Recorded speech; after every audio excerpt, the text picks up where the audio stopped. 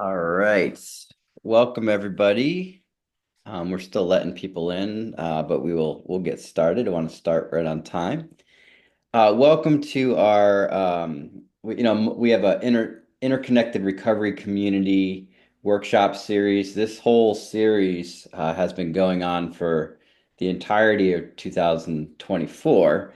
And so we're happy to add, we're just talking about different components of the recovery community, and having different guest speakers and presenters come on and different discussions. And so we're continuing that process. We also have two more, and you should have got an email with the last two for the year. But we'll send out a recap email after this as well. So if you didn't catch the other one, you'll get it. Great. I wanted to um, pass on the. We have a workshop this coming Sunday, and so if you haven't signed up for that, I'm just going to put that in the chat. It's a wellness workshop, mind, body, and spirit. We've done it before, and it's amazing, and uh, it's pretty much needed, in terms of taking care of yourself and being with community. And so I'm going to put that in the chat if you have not registered for that yet. There you go. That's this Sunday. I believe I think it's at 1 p.m. Eastern.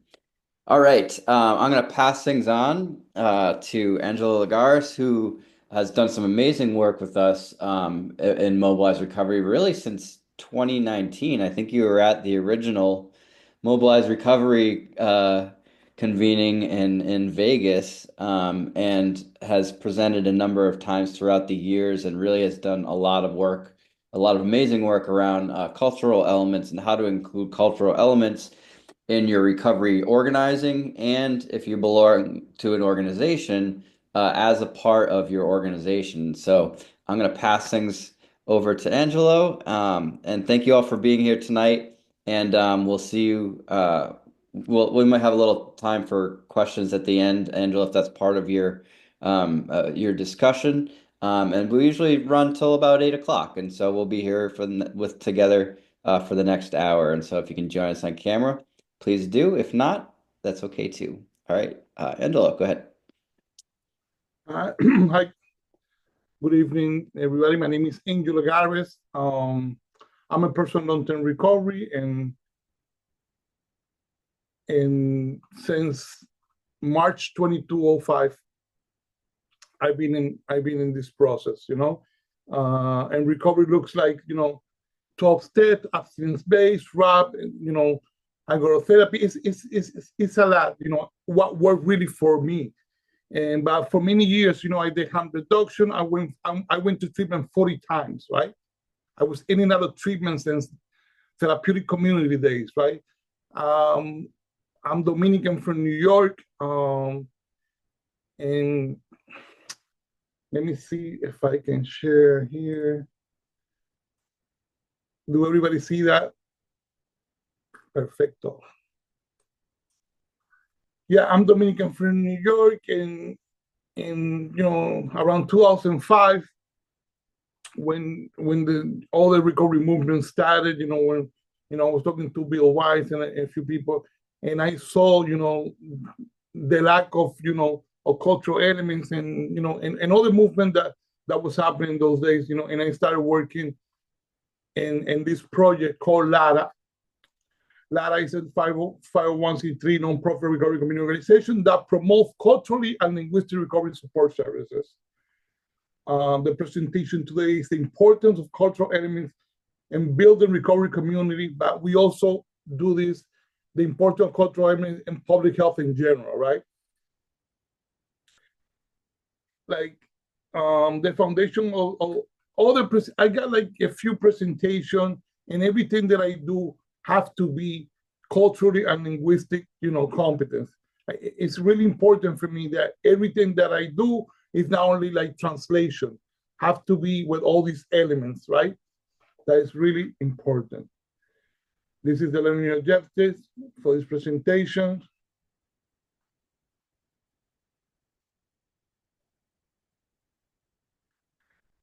And you know, and I learned in mobile recovery. I remember when we was doing that 3 minute stories, right? And then with the train, and I always I was gonna do these stories, you know, it take a couple of minutes to. This is what I do, right? Uh, in this picture, it's me like 100 pounds in 100 years back in the days. In the right picture, I'm with my friend Corpito in Manhattan, 152nd in Harlem. And back there, we were selling drugs, you know. And to make the story short, Corpito commits suicide because he was like cocaine-induced psychosis, right? He jumped out of the building. That Corpito went to jail. Corpito it was this Dominican kid, a beautiful soul, right? Even though that he got all this problem with addiction and he sold drugs, he was like this, you know, really, really, you know, great guy, and he never found recovery because in those days, in the 90s and 2000, they didn't have like recovering Spanish and access to we didn't have the recovery movement, advocacy, they didn't have on that. You go to jail. Mass incarceration, what was the Dominican brown and black people got in Manhattan, okay? And he never got access to recovery. And in that picture is 3 people from my family. That's me in the back, Ernesto, that thank God he broke that family curse, and now he's like a doctor, and then he's like 32, 35 years old. And in the front there, that guy Felipe, that's my cousin. And Felipe, since the late 60s, 70s, he was shooting dope in Manhattan, Dominican guy. My aunt was Dominican. She didn't have access to family support. Or imagine now, they don't got nothing. Imagine back in those days in the 70s, right? They have no, and my family was a lot of stigma, a lot of, you know, they didn't have the information. My aunt didn't speak English. She was living at 137 in Manhattan. And Felipe was like running wild, shooting dope, and you know, and the opiate epidemic back then, because the opiate epidemic is not like now. That's like 100 years. You know, public health has been an issue in this country for years, right? And Felipe in 1993, he shot dope, you know, and he died, you know. And he had a horrible death because the window, it was in the winter time, January in 93, and he was shooting dope with the window open and he froze to death. It's like terrible. And that's why I keep that, you know, these people that I love, that's why I try to create system for people, not only if they speak Spanish, but if they from another culture and they speak all the language, that we can have the tools to help them, right? And this picture here, I was talking to Aaron before, that I go to Colombia, do a lot of humanitarian work. And in Colombia, they got like this, the Virgin in every corner and all this, and they sing, they light candles to ask them, you know, for protection or whatever. And I got a foundation, I got like 3 or 4 kids that I help. You know, I buy in clothes, I do what I do. And this kid, they affected through addiction in one way or another. And when the mother asked him, why you asking to God for that candle? He said that my father stopped drinking.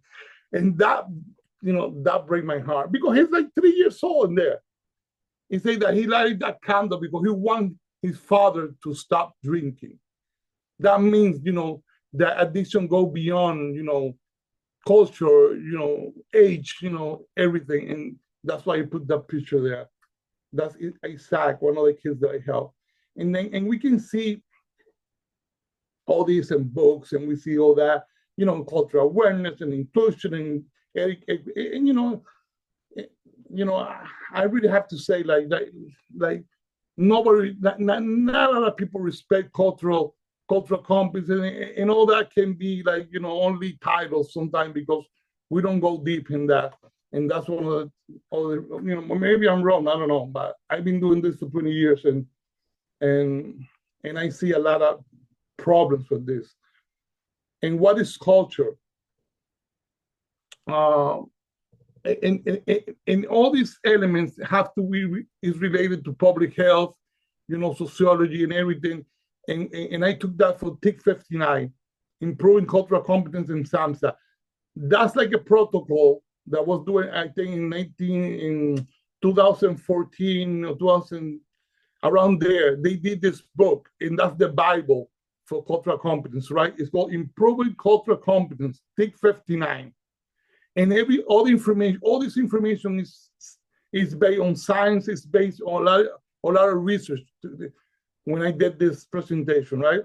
And culture is defined by community or society, the structure, the way that people view the world, right? They involve particular set of beliefs, norms, values concerning the nature of relationship, the way that people live their life, and this is more important here, the way that people organize the environment, right? The way that people organize the environment. And that means when we want to organize recovery systems, right? We have to, if culture is not there, that is not going to work.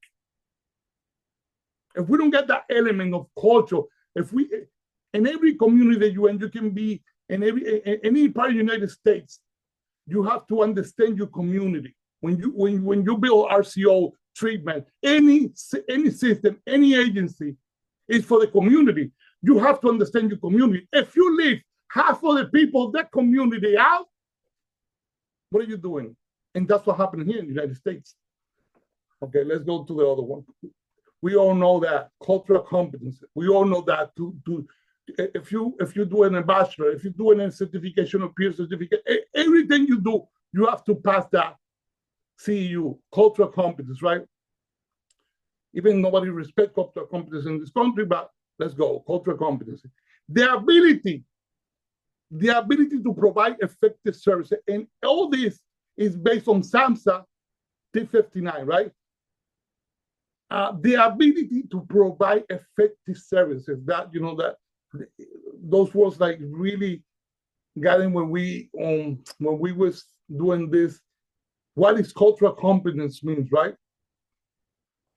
It's basically that, the ability to provide, effective services. And then if you're not able to provide these services in the language part, in the cultural part, it's a form of incompetence. I'm not saying that. That's, the people who created this, scientists, And then we go to this cultural responsive services. We like to provide greatest sense of safety.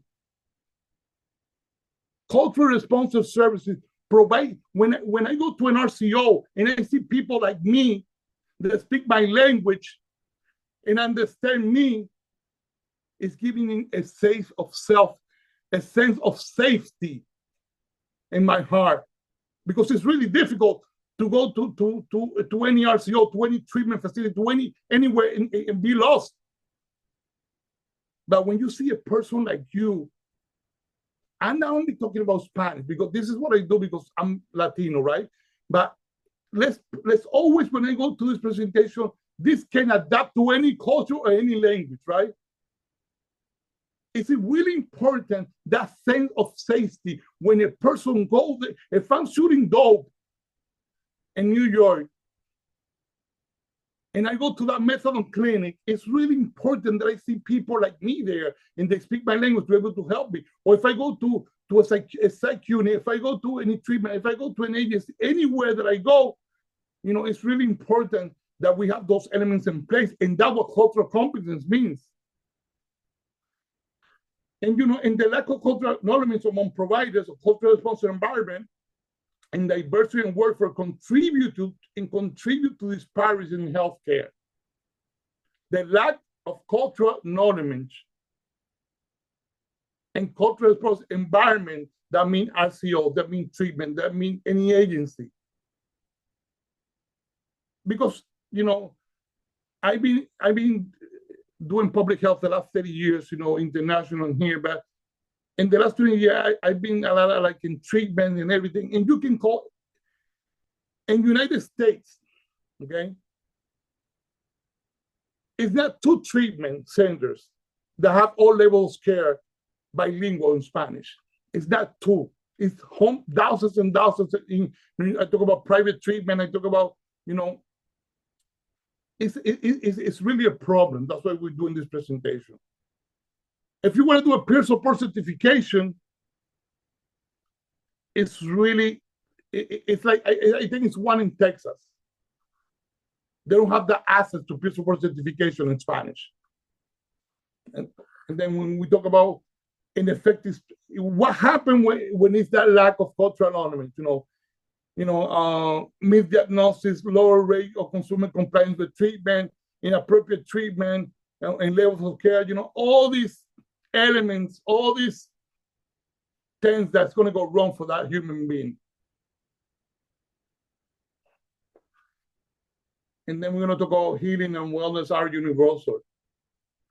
Healing and wellness are universal. And when I mean, I take the example here of 12 steps, right? Because, I travel, a lot, and I go to promote recovery, like in Latin America, everywhere. And I can be in any mountains in Colombia, in Panama, or in Argentina, in Mexico. I've been everywhere in rural area, and you can see that little church with a sign like AA, like in Nicaragua, everywhere you can see that there. What that means that in 1934, Bill Wilson, a white man in Ohio, created this system, and that system can apply everywhere, adapt to everywhere, because healing and wellness are universal. System can adapt in different cultures and different language, and that's proof, to 12 steps. And then the same in meditation and yoga. Meditation and yoga was created 5,000 years ago in India. And you can go to California and you can see the whitest guy, with a rope, and doing yoga, meditation, and getting those elements from that culture and healing himself, no matter if he's white, no matter what race he is, he can adapt those elements to the healing process. That means, that wellness are universal, because addiction is a universal human experience. And another example that we guys will bear treat, I don't know if you know, you are familiar with that, wellness and sobriety together. This movement is culture-based healing, and this is the big example. Culture-based principles, right? Indigenous community create all this. They say, listen, I'm going to do my own thing. Everything that I do, I'm going to create it culturally, and 12 steps, they adapt to them. All the rituals, everything they do to heal themselves is to this movement, and they call rebirthing. And they use all these tools, and they got trainings, and they got meetings, and everything that they do have to be to can work for the community, and it's been successful, right? We can see that in mobilized recovery. We can see, this is a great movement. But everything that they do is culture-based principle, and that proof, the importance of these elements. Basically, organizing community. This is one of my programs, organizing community. I work with SAMHSA and Faces and Voices, like the last 2 years, ended it now. And we did a program called Organizing Community, and we bring training and technical support to all the RCOs in Florida. We assist with a specific system of outreach, in Spanish speaking. We do a training like Stigma 101, Advocacy 101, the importance of cultural element, all this in English, Spanish. We provide technical support to RCOs. And like in Miami is 2 million people speak Spanish. It's 2 RCOs, and they have nothing in Spanish. We went there and worked with them, to see if we can change that. We went to Orlando. We went to different, it's 6 million people in Florida, and we did a successful program for 2 years. Now we want to do technical assistance training and national. And then we're working in that project right now. And it's called Organizing Community, because that's something that we did in mobilized recovery. that I learned more or less from Marshall Gann, and then I adapted here. This is the training that we do, the importance of language and stigma 101, uh, basically the term principles of recovery, where all the elements, everything is with cultural elements. And then the Narcan part, I worked 4 years. I was fighting for 4 years with Emergent. This is the people who make the Narcan, because at one point I got the box of Narcan and I said everything was in English. I say, if my grandmother want to help me, she's not going to understand and I'm going to die, right? And then I was like in conversation with her for 4 years. At the end of the 4 years, they did like everything in Spanish, and that's advocacy. That's what I do. Like a small organization like me, when fighting with these people, they can do what they're supposed to do, right? It's insane, and they did a video in Spanish and they did all this, but I don't know why we have to fight for this shit. I'm sorry, my language. It's really insane, but we're going to continue to do the advocacy. And then, like, this is an example of elements of culture, right? This is what I'm trying to do. Like, if you do harm reduction in a Haitian community, you need to have everything in Creole. If you do harm reduction and it's a big, if it's 300,000 Brazilian, you have to do in Portuguese. If you got like more than 20,000 people in your community and you're doing harm reduction, you need to do the Narcan Spanish or any culture, any language. You need to adapt them to the norms, to the symbol, to the language, to the religion, to the values. You have to have all this in mind. Like, let's go, for example, Black communities, okay, that are in recovery. We need to create recovery system of care that adapt to the Black community, to their need.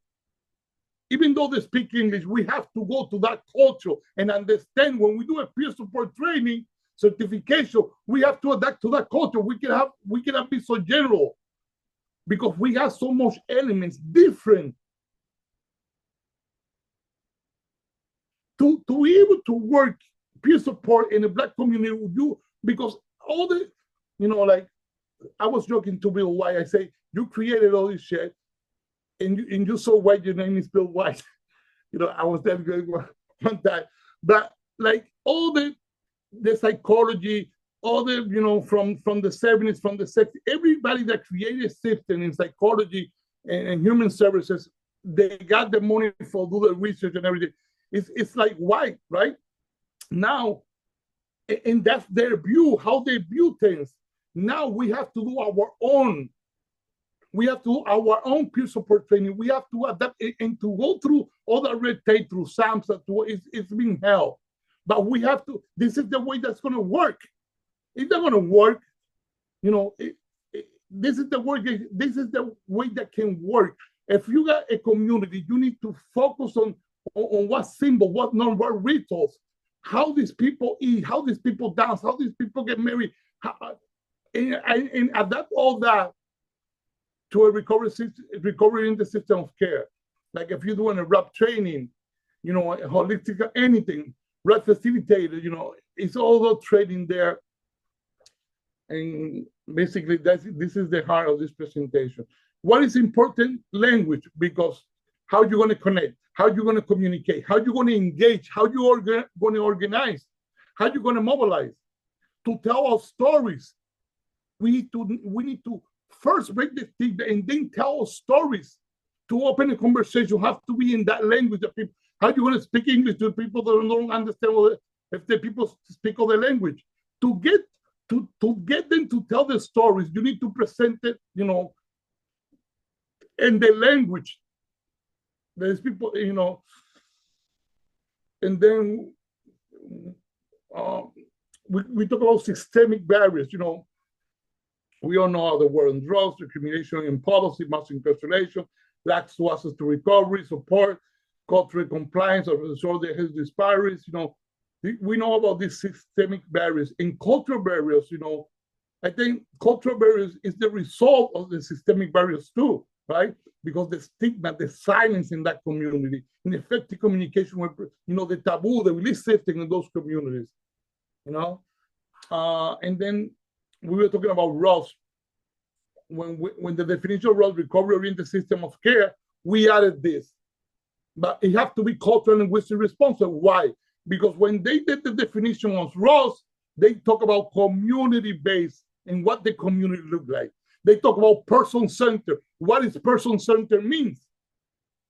And they talk about individual and family. It's different individual and families, right? If you go to a community, not everybody look the same. Any community in the United States, not everybody look the same. Not every you can see the diversity in every community, like, and that's why we adapted that, like cultural and linguistic responsive recovery the system of care. And then when we talk about person centered, and that's how, and we talk about that, and let's meet in where you at. They say that. Let's meet in where they at. But when you talk, they talk a different language. They say, okay, I'm not going to help you. But that's what they say. Let's meet you where you at. Like when we talk about person-centered approach, it's like different sex, age, cultural, language, sexuality, spirituality, especially like when we talk about person-centered, it's deep. It's not talking that, okay, we're going to meet you where you are. What that means? You're going to adapt to my culture, to my language? And then when we talk about recovery capital refers to internal and external resources available to the individual to initiate and sustain recovery. That's the definition, right? And then if the resources not available, cultural and linguistic, how you expect these people going to initiate and sustain recovery? That's the definition of recovery capital. Resources available. When it's not available in your language or adapt to your culture, what's going to happen? It's not going to be no recovery capital. And then, recovery capital, when linguistic and cultural resources are unavailable, there is no access to recovery capital. We talk about personal recovery capital, social recovery capital, community recovery capital. And everything in this presentation, all the research that we did, we have to be like, real science-based and everything real, like this is the definition of recovery capital. I'm not inventing, creating that. And then when we look to that, that's what we understand is a lot of all these disparities in public health. And the disparities in public health is not now. It's been going on for 100 years.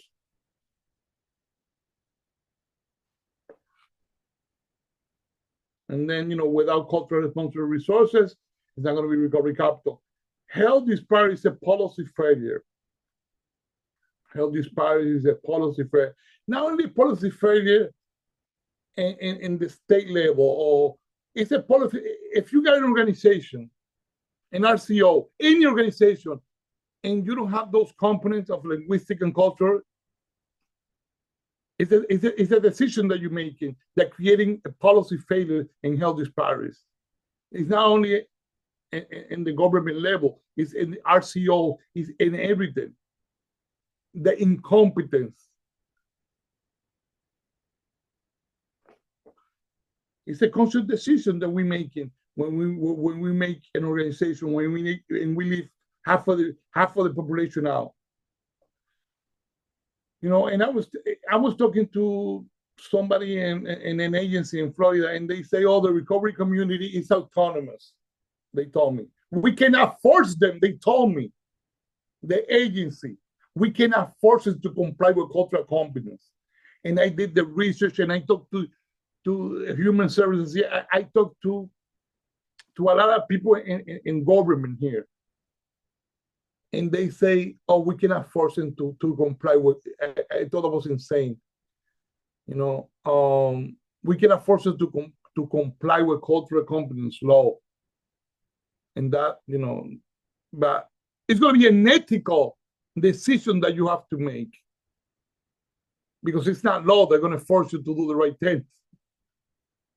It's going to be an ethical decision that you have to make. And we talk about the elephant in the room, and we talk about people, looking. Listen, it's 60 million people speak Spanish here. It's not 2 states that got training for peer support to build recovery capital. 60 million people. And it's an ethical decision. This is about ethical or incompetence. This is about humanity. If we really look into this, right? Lack of cultural competence is a form of incompetence, right? And now in the last, when the LP epidemic affected America, we created, this is the last 15, 20 years that we created a recovery ecosystem. We got harm reduction, cardiac recovery, family support system. New, before it was Alano, now you got Kraft, now you got all this. We built everything in the last 15 years in recovery. You got mobilized recovery, you got recovery high school, you got recovery residence, recovery community organization, but all that need to be cultural responses to be able to work to everybody.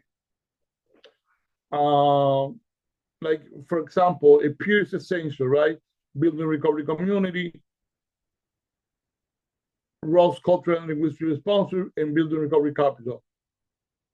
And the idea that we have, like that bilingual peer can have like a Spanish peer, not only Spanish peer, but can be in the Black community, can be Portuguese, can be any ethnicity, any language. And that's how we can do it. If you go to a community and they speak different languages, you bring in people from that community and you train them. You train them in peer support, you training in all these elements so they can be able, because alcohol addiction and all mental health problems are universal in all the community. And we need to give them tools. Right?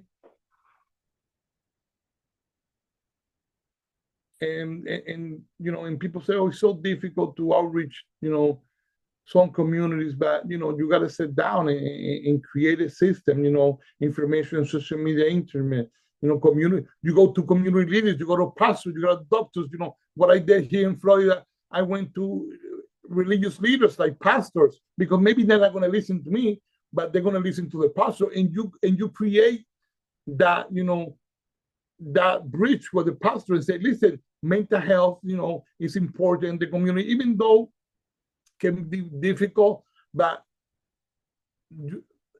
it's a way it can work, right? Community leaders, you present how the community look like, how access to services for mental health, how we can, you go to the doctor, listen, I got Narcan here, I got, this training and this, I translate this training in their language. I got a pamphlet for AA and NA meetings, or medication assisted treatment. I got, all the tools that you can give to the community. Political representatives, ministry, all these tools. I the last 4 or 5 years, I've been organizing community and working with different, our community leaders. It's working when we do the system of outreach, culturally responsive. Like what I did was like local newspaper, what I did was like I got all these different people and bring it to the RCOs, right? I got this strategy. Public health official, okay, invited to the RCO. Chambers of commerce invited to the RCO. The mayor, anybody from government invited to the RCO, and show them this is an RCO. This is what I do here. We got Narcan training. We got this. We got access to jobs. We got everything that RCO can provide. The RCO can be, that place that we can meet there and show the community. It's an RCO in the middle of Lake Worth, Florida. Lake Worth, Florida is like 80% Spanish, and they didn't even know that was there. And then we invite community leaders there. but we have to translate the material first. We have to do all these steps, and that's part of the organizing to create, and this is like a bigger picture, like that's the idea that we can have, everything cultural linguistic responsive, um, because I put cultural linguistic responsive because I'm not only talking about Spanish speaking, we talk about any language, any culture, promoting health and equity, integrating cultural responsive policy. This is important. We can talk all day, but if we don't change policy, nothing's going to happen. Recovery ecosystem, cultural responses, the system of outreach, this is a video that we did with Narcan, but I have to read again another format to present it. And this is some of the resources that we did. We translated everything 211, 998, and everything in Spanish and other language for DCF here in Florida.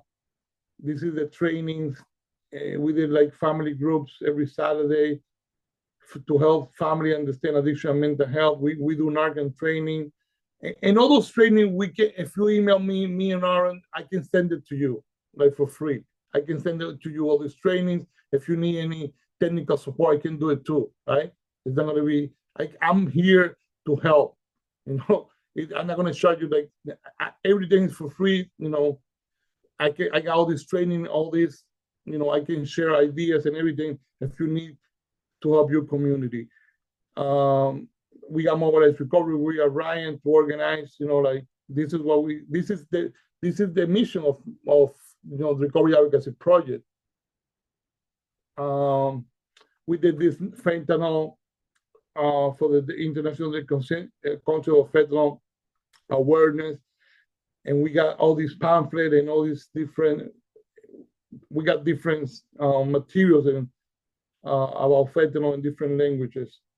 This is some of the podcasts that I do, like Smart Recovery. We did something in New Bedford. We did the Harvard Medical School, the Recovery Institute there. We presented like a longer version of this presentation.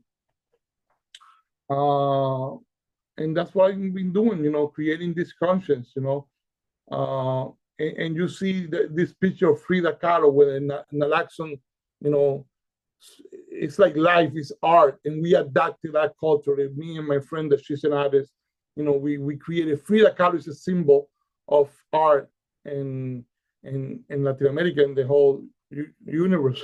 And then we did how we're gonna do this naloxone, and then we did this big box of Narcan, and with the elements of culture. We put all the elements of culture here, and that's what we're doing. We're finding the system. This is more some of the presentation.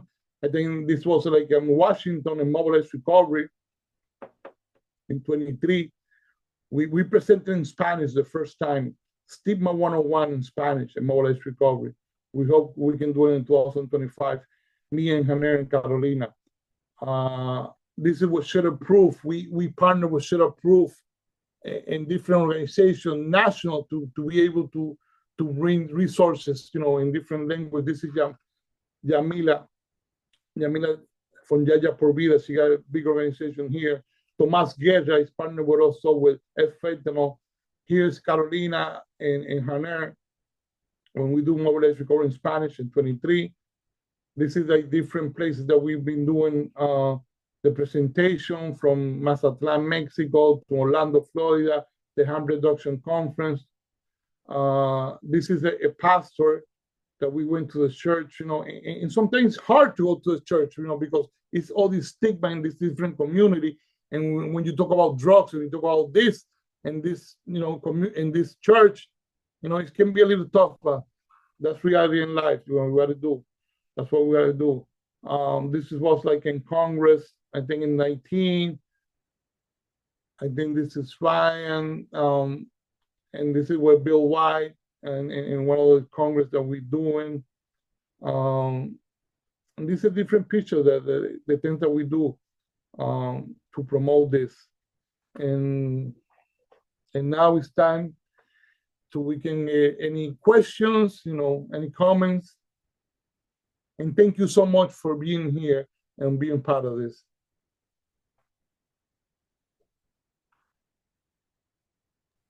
All right. And thank you so much. Can you take the share off your screen? And then we'll go. We'll be able to all see each other. Hi, everybody. I know some folks are joining us throughout the hour. Um, and this is recorded too, so you can share this out to other people. We always put it in our Google Classroom on mobilizerecovery.org. So this and every single one of the workshops in 2024 as a part of the Interconnected Recovery Community series is all recorded and online. So now's your chance to raise your hand virtually or just wave at me and I'll take you off of mute. Um, and um, Angel, can you put your email in the chat so that way people can, if there's, I know that you talked about there's 4 or 5 different trainings that you do around this. So this is just one of 4. And so there's more trainings that Angel does around around this issue. And we have some time for questions. We usually go 7 to 8, but however, if you have some questions, just raise your hand or just come off of mute. That's all right too.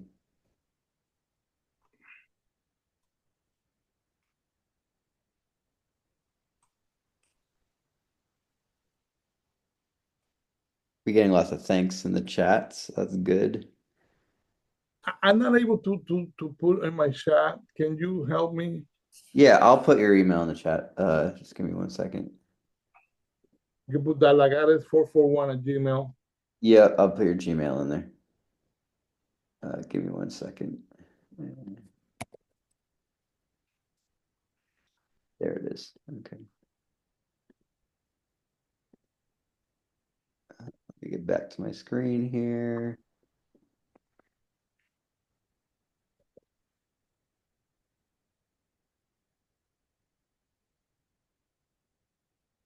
I know that I guess I have a quick chat. So we've had a number of our like when we do events like putting events in Spanish, like have a flyer in English, flyer in Spanish. But is there a program like I know that like on my phone at least I use like Google Translate, and it seems pretty accurate. And so sometimes we run through that. But is there any other programs that if somebody's a part of an organization and they're looking to translate into Spanish or something for their website, is there some tools out there that you'd recommend? The thing is that you always have to have a person that speak that language, because if you to go through Google Translate, it can be too technical. It's Uh-huh. not going to work. But the thing that we can use now is the Chat GPT. Chat GPT got like this better translate, but it's a machine, right? Always you have to have like a person. It's always a person that speak that language around your organization, or in the recovery community can help you to get that code after the translation, Hmm. run it to that person and they can fix it, like Yeah, do it better. But ChatGPT is the more accurate that Google Translate. got it. Cool. All right. Anybody else have a question or anything you want Angel to dive deeper on or clarify from his presentation? I told him between 40 minutes and an hour, so it's all right if we're off in 40. Yeah. Oh, here we go. Lindsay. Hi, thank you so much for your presentation. One of the things that I was wondering is, um, in terms of your experience working, I mean, with experience, how would you go about and talk about like forming relationships with community organizations who are serving Spanish speaking communities or communities who are speaking different heart languages, and building that relationship with their community base to support their clients? or community members around recovery services? Like, does that question make sense? How you do the outreach or you approach that community? That's the question. Yeah. Yeah. And then just to form a authentic. I think doing that step, like if you got a member organization that speak that language or they can speak the language, you present, a program or a project and you can meet them, or an RCO or in a restaurant and you let them know and you get, this is what it did. If it's in a town and you see there's more than 30,000 people, 40,000 people, 100,000 people of that culture, you present that data, and you see the problem in that community, because sometimes that community is not going to have an opiate problem. That community can have an alcohol problem, or that community can have a meth problem, right? You got to study, you got to understand your community, and then create something, right? And then approach that. And it's going to be hard because for years and for years, we live behind those communities. And then when you approach them, they can be a little, but you can approach them and say, listen, we're planning to do, to bring wellness to the community. Let's do activity. Let's meet each other. This is what we have. We're willing to do translation. We're willing to work with you. And you're gonna know the needs. Like if I went to a community and they didn't need no Narcan, they didn't need no opiates, right? Because it was more alcohol in that community. And you'll be, we got like all this information in alcohol. We got all this information in AA meetings in your language, like, or that doctor can speak Spanish or pick other language, and create that, and create that program in that outreach to that specific community. And always community leaders they're going to talk to you. And then you can start the conversation. That answer your question? Yeah, I like how you had a part of your presentation where you're talking about like hiring Spanish outreach or Spanish peers, that, or like for people that work in treatment or whatever, like, are you asking people that are coming into interviews, like if they're Spanish speaking, like, is that important to you? Like that whole piece is really important because I remember talking to somebody who, she was trans and she was talking about how like she went through all the barriers to get into treatment, right? Like people, we all there's barriers that are there to get into treatment, right? But then imagine showing up to treatment and being asked like how to best like if there's nobody there that has any sort of specialty in LGBTQ issues, for example, and the same thing with Spanish speaking or whatnot, and is not culturally competent, then imagine showing up to a place and they're asking you how to help you when you're going there for help in the first place, right? And so I think that and I remember earlier in the year somebody had mentioned that in terms of LGBTQ, like somebody, people that are have expertise in LGBTQ issues, like having if you're part of a treatment organization or whatever, or recovery community organization and are hiring peers, do you have people that specialize in different populations that are available to people when they're looking for help, and that can also be an asset to the rest of your staff. And this is a great important observation, because we not only, when we talk about culturally and linguistic, we not only talk about different, but the LGBT community, right? Like, for example, California, Los Angeles, it's like 12 million people that speak Spanish. If you got an RCO and you don't have nobody to speak Spanish, what are you doing there? You understand what I'm saying? If your population is like 1 million people, 400, you need to hire people to represent that community. And the problem is that in Texas and different people that got huge communities, they don't have that element. Even in treatment, private treatment, that people pay $40,000 a month for treatment. How are you going to tell them to how it's a person for LGBTQ or any other culture or ethnicity go to that treatment, paying all this money, and you're not going to be prepared culturally to help that human being? Because you understand that addiction go beyond everything, and that's something. But again, because it's not law, because I've been doing research for 20 years, and I talk to everybody, in different levels of government, and that's the problem. That is, like, for example, if you're going to build a building, the first thing that you need to do is a ramp, a parking, for disability. If you don't do that parking, that ramp, and that bathroom, you're not going to build that building. That's the same way that we have to do it culturally. If you're going to open RCO and you don't have those elements of culture to help everybody, you got to close the RCO. But it's not a law. Mm. It's the ethical responsibility. It's the ethical responsibility, but what I understand and what I see is so sad. Some people don't care. They don't care. They don't. That's the only answer that they can have. Like, why you have the RCO in the middle of this community, and you don't even know that community? What are you doing? You're giving Narcan, and they're using they need something else. They don't need Narcan in this community. They need something else. But if we continue the conversation, we will continue to change everything. All right, one more hand raised here. Go ahead. I think you're.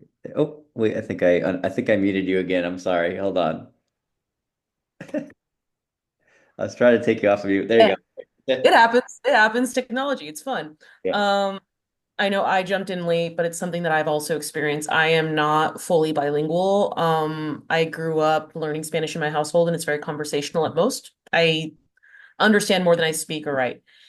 And I realize more and more, because I'm usually on the licensed mental health clinician side. As a person who's gotten really a lot of that formal training, I see the lack of connection between what clients from these other cultures get with regards to how they're assessed and how severe their symptoms are, where it's like, oh, they're just saying anxiety. But then I hear from these people like, I have so much anxiety, I can't cook for my family anymore like I used to because I'm paralyzed by the feelings I have, or I'm seeking out other support and I'm doing this more.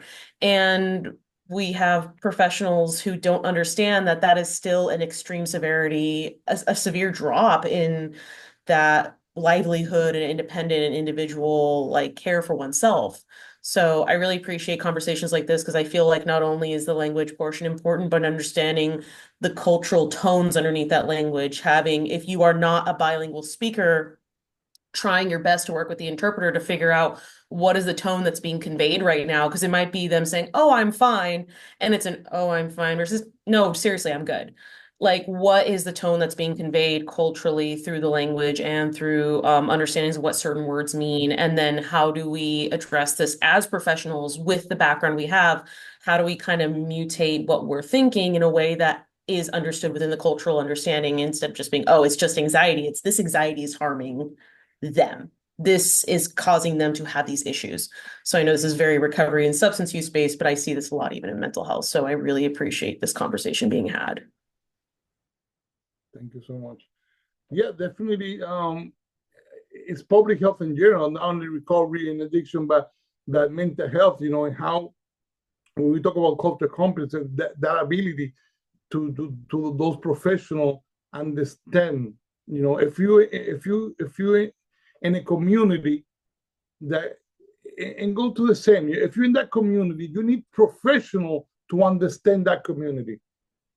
Definitely, you need to hire professionals to understand the community, to be able to work not only in the language but in the culture, understand that culture, what's symbolic, the symbolic part, all those elements that, But I think everything is changing in public health and mental health, and we have to continue to have it. We didn't have this conversation like 20 years ago. And now, we having this conversation, we creating solutions, it's more solution. And more that we talk and look for resources and get together organized, and we're gonna it's gonna be better for the future. Angel, I want to thank you so much for being available tonight. And I know that we put your email in the chat. And these are always recorded, and we have different recovery classrooms and set on mobilizerecovery.org. And so you can dive into any of those classrooms, and there's always supporting material too. So Angel, if you want to send over some of the other presentations and stuff, we can link them to the video. So that way people can dive right into it. And definitely contact Angel, and like his mission is to get these out there, right? And so thank you all for being a part of this. I know we've had this year-long workshop series. We still have two more. But thank you all so much for being a part of this, the Interconnected Recovery Community series, which has just been a big part of our 2024, just kind of usually meeting on the last Thursday of the month. But obviously, since we have holidays and a lot of holidays in November and December, we kind of shuffled some of those dates around. But we will be working on our 2025 schedule. And we can't wait to see you in 2025 as well for the virtual workshops. And so we're still working on it, but we'll see you then. So thank you, everybody. I appreciate you, and stay safe, and good night. Good night. Bye, Hi, everyone. Aaron.